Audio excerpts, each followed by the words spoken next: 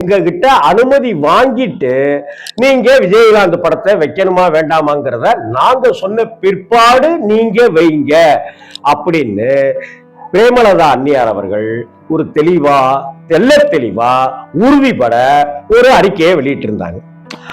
இப்போ 21ஆம் தேதி வியாழக்கிழமை மாநாடு நடக்க போகுது. இப்ப நான் பேசிட்டு இருக்கிற இந்த நேரத்துல அங்க மாநாட்டுக்கான 99% பணிகள் எல்லாமே நடந்துருச்சு. இப்ப என்னடான்னா அங்க விஜயகாந்த் அவர்களும் நடிகர் விஜய் அவர்களும் இணைந்து இருப்பது போல அங்க பேனர்கள் வைக்கப்பட்டிருக்கு. அந்த பேனர்கள்ல இருக்கிற வாசகங்கள் வைரத்தை இழந்து விட்டோம், தங்கத்தை இழக்க மாட்டோம் அப்படின்னு. வைரம் யார சொல்றாங்கல்ல? கேப்டன் விஜயகாந்த். ஏன்னா வைரத்தை நாங்க இழந்துட்டோம்.